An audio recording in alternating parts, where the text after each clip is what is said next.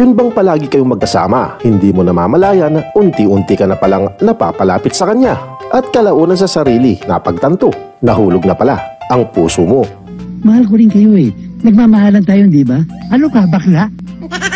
Kung nais mo pa ng ganitong paksa kaibigan, maaari lamang napakipindot ang subscribe at like button. Isama mo na din ang bell icon para lagi ka nang nakasubaybay. At syempre, ang video na to ay pwede mo ding i-share.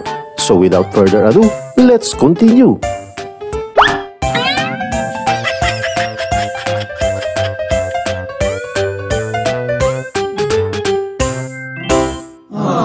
Ang sarap talaga sa pakiramdam kapag yung tipong hindi na kayo mapaghiwalay sa isa't isa at bigla kang huhugot.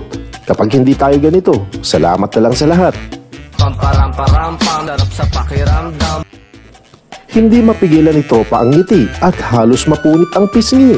Hindi pa pinapalo ang bola pero mukhang tinamaan na siya.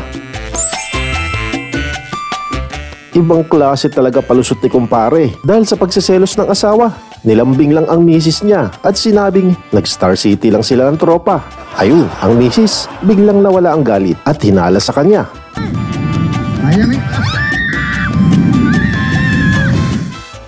Kumalat ang balita na madumi ang iyong paa.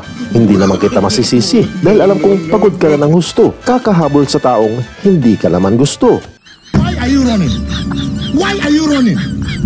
Naku pre, dahan-dahan lang sa pagtira. Baka kasi masagi mo yung bata. Malapit na yata kabuanan niya. Sobrang mahiyain ng syota, kaya maski matagal na sila, hindi pa din niya na ipapakilala. Sa katunayan, maski mansari ipinagdiriwang, sa kamera, nagtatago pa din yan. Kilala kong kaliskis mo, oy. Wala namang masama sa karatula na to. At sa totoo lang, nagsasabi siya ng totoo. Kapag kumain ka kasi ng ganito, sobrang mabalasik ang utot mo.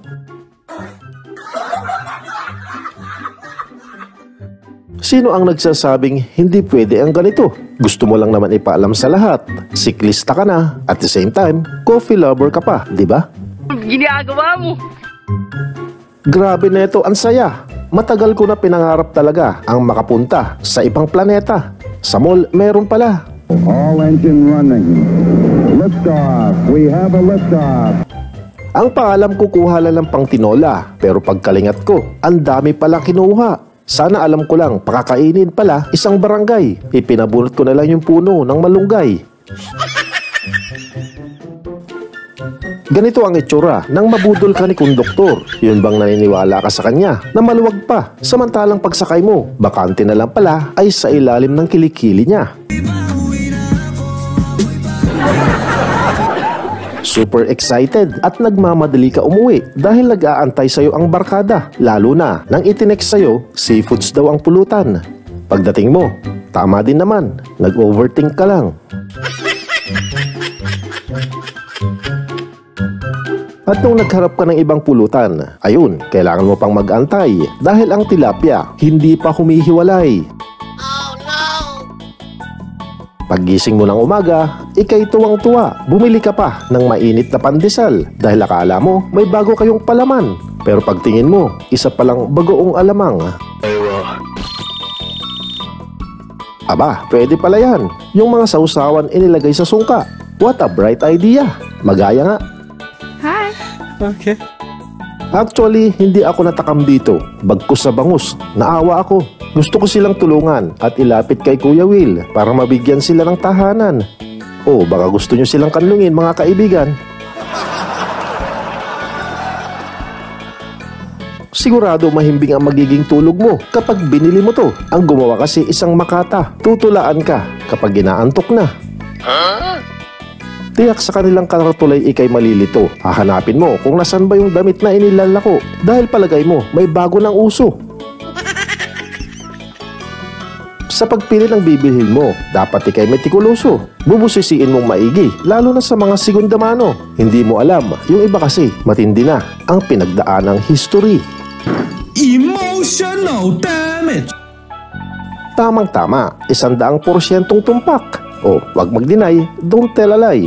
Ganito ka din minsan, di ba day? Listen, look, and listen, and learn. Bigla kang nagising hating gabi at sa ref kukuha sana ng tubig pero bigla kang kumaripas ng takbo dahil meron kang naaninag na mukhang multo. Mainam din minsan pagiging suplado, nakakatulong lalo na kapag ganitong tagpo. Basta tol, kahit anong mangyari, wag kang lilingon dahil kapag nagkataon, yari ka sa violation.